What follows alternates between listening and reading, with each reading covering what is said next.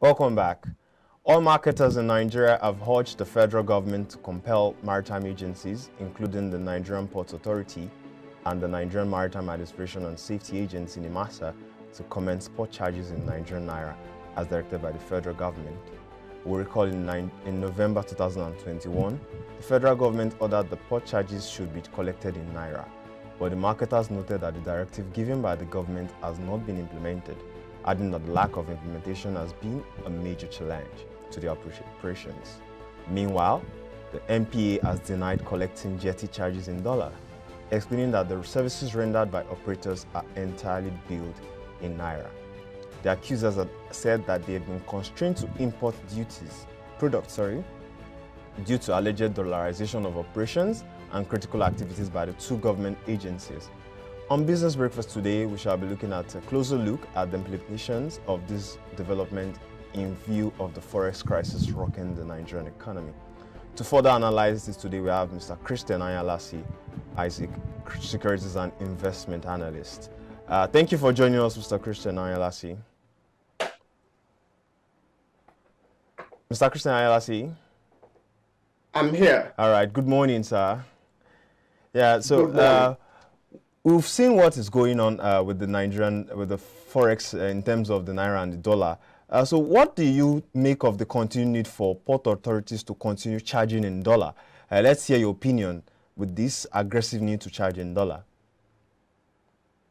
There is no justification for the port authorities, the NPA and NIMASA, to be charging what they call their stevedoring fees or charges or levies, as it were, in dollars, considering the fact that the country, the federal government, is in short supply of this currency, and it is causing a lot of havoc within the economic system of Nigeria. What all this amounts to is financial dollarization, and it has very obvious disadvantages in the effectiveness of monetary policies, in payment systems, balance of payments, and in financial contracts and some other contracts. In fact, the International Monetary Fund has warned Nigeria against financial dollarization, specifying to a very great extent the disadvantages of financial dollarization for any system. But it happened anyway, coincidentally, that because Nigeria is an import-dependent economy, we have bias to foreign exchange, particularly dollar, as a means of exchange, in addition to the Naira, which is the domestic currency. But be that as it is, there should be policy instruments, there should be policy initiatives to curtail the excessive yearning for the use of the dollars. And the NPA and the NIMASA, being government agencies, are supposed to have been in the forefront of driving this restrictive government policies. Well, that was Mr. Ayalasi. We'll have to go for a short break, and we'll be right back.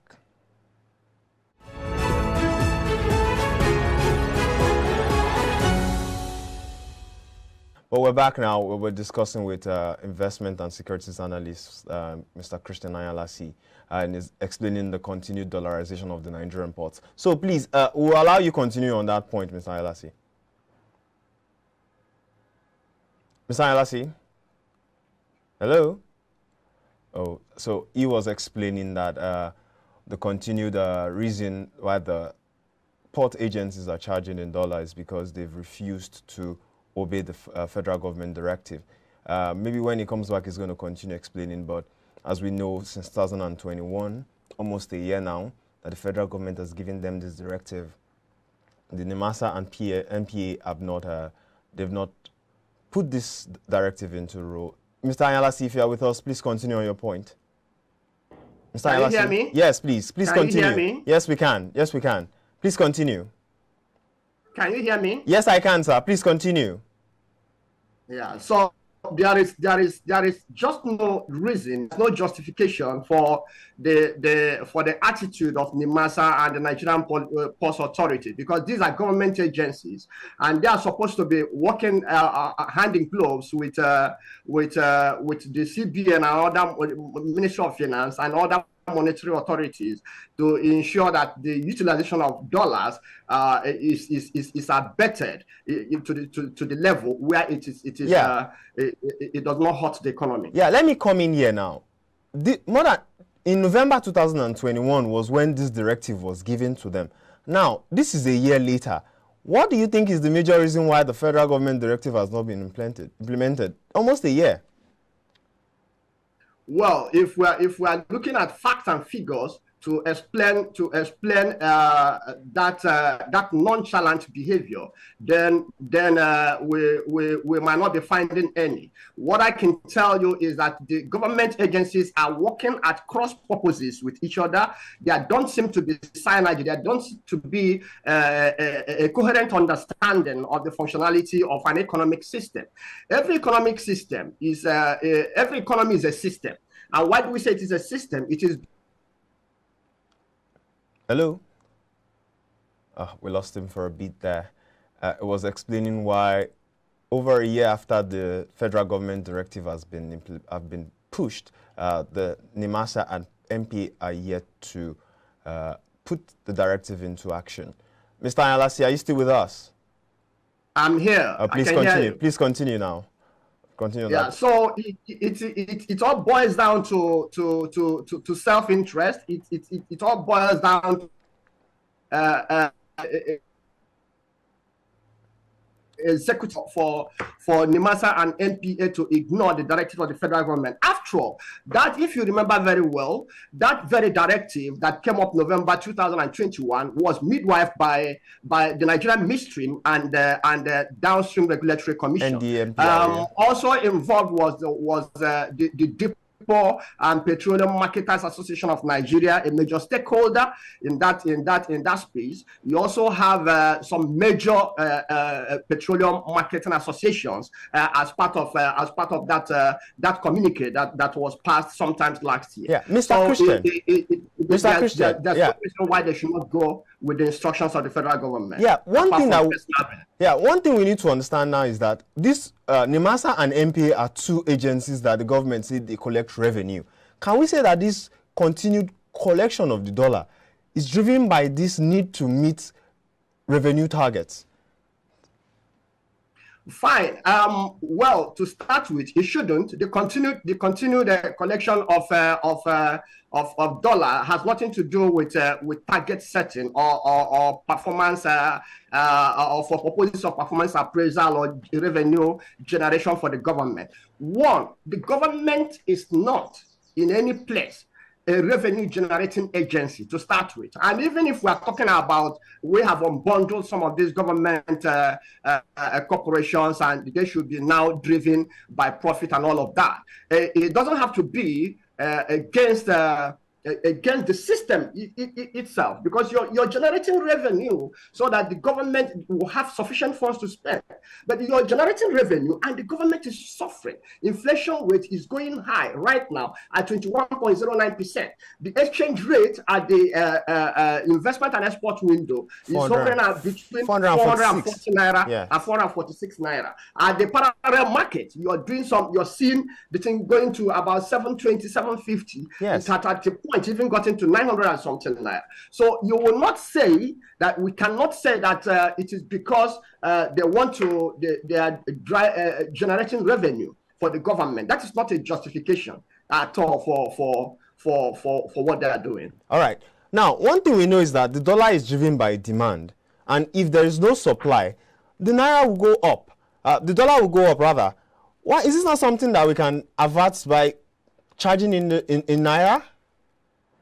That is exactly what we are saying. If the demand for dollar goes down, definitely the price of the dollar will go down. If you look at what Winifred Akpani the president of the depot and the petroleum products marketing association. Yeah, person, that man. yes. Well, if you look at what she read, what she said, it's in tandem with the fact that if we charge, if the NIMASA and MPA charges the petroleum marketers in the domestic currency, it will help in reducing the demand for forex, and that way the value of the naira will definitely appreciate. Yeah, you mentioned Madam Winifred Akpani. Now, she said that the cost of chartering a vessel to convey about 20,000 metric tons of PMS within Nigeria for 10 days is in dollars. Is it not appropriate for these agencies to just charge? Like, what exactly is stopping them from doing this, in your opinion? Like, what exactly? You've mentioned self-interest. Well, it can't only just be self-interest. What exactly is the crux of the issue here? Well, I don't, if the federal government has given a directive and there is no counter to that directive, then I don't know how else to explain the continued dollarization of transactions by the Nigerian Post Authority and NIMASA, who are also government agents. And let me even shock you.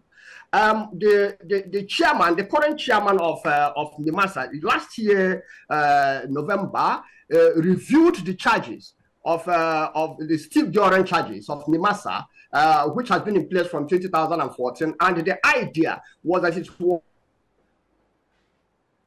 Mr. Christian? Mr. Christian, well, he was explaining that in the year 2021, yeah, Nigerian citizens, all right, for the please, poor masses. Please, and they're still... Please continue, sir. Please continue, sir. Yeah. Yes. So there's no, the charges, there's no justification. Like I said, there's no justification for this charge, and the charges are multiple. If you check, they have charges. They have the one they call port charges. They have jetty fees. They have jetty bet. They have the MP. Wow. Well, apart from the charges being enormous, the fact. Yeah. So let's bring it to a close now. Let's have your final thoughts, sir. Mr. Christian? Well, we've lost him once again. So on the final thought. Yeah, your final thought. Yeah, let's have your final thought. Mr. Christian? Oh. Are you with us? Yeah, well, that was Mr. Christian Ayalasi Isaac, investment and securities analyst. We'll go for a short break, and when we come back, we'll dive into the next topic for the day.